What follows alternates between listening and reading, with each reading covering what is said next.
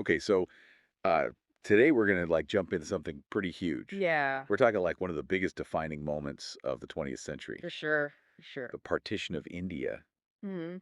and like the sources you pulled together. I mean, we're talking 15 million people migrating. It's mind-boggling, It's isn't almost impossible to grasp. it? It really is. And it's not just about the event itself. Right, right. Like your sources go way beyond that and Exactly. explore like the ripple Oh, effects oh, yeah. that are still like shaping South Asian today. Yeah, absolutely. So like, before we get into the dividing line itself, Okay. your sources paint this picture of like rising tension Uh-huh. in pre-independence India. Absolutely. So what were like the key forces at play here?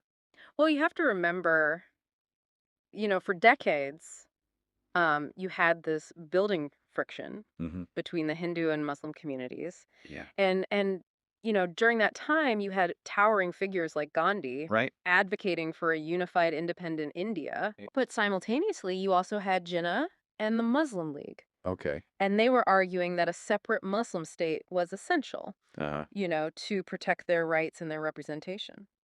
it's crazy to think that amidst this incredibly complex situation, like one single British lawyer, Oh, yes, Cyril Radcliffe. yeah, Cyril Radcliffe, Hmm. was tasked with literally drawing the border. Yeah, it seems almost impossible, doesn't it? Yeah, the Radcliffe line. The Radcliffe line, And yeah. and like here's the kicker, like your sources point out that Yeah. he had very limited knowledge Hmm.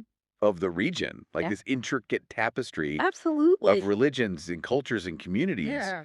And then like the partition itself was so hurried. Hmm. Like the Radcliffe line announcement Yeah. came mere days before independence. Yeah. Just imagine like Unbelievable. billions of people Yeah. suddenly finding themselves on the wrong side of the line, Yeah. facing persecution Right. or having to make this agonizing decision to leave their homes. Yeah, your sources really don't shy away from the human cost. Oh no. Um, one account talks about a village where the line Hmm. literally cut through homes. Oh wow. Families forced to choose sides. Yeah. Another recounts a family just fleeing their ancestral land Yeah. with just the clothes on their backs. It's hard to imagine. And I think it's just so important to remember, that the violence and the displacement Oh, absolutely. during the partition Yeah. weren't just abstract statistics. No. These were individual tragedies Uh-huh. multiplied millions of times over. Billions of times over. And the impact goes way beyond that immediate trauma. Oh yeah, for sure. Like economies were just shattered. Of course. Take the textile industry in Punjab, for example. Okay. Yeah. It was literally split right down the middle, Wow. disrupting production chains, Yeah. livelihoods for generations. Absolutely. And one of your sources like goes so far as to say that the partition is a ghost Hmm. that still haunts India and Pakistan. It makes sense. And, like the conflict over Kashmir Of is a course. direct result of that hastily drawn line. Exactly. Kashmir, it remains this point of contention Yeah, with both countries claiming it.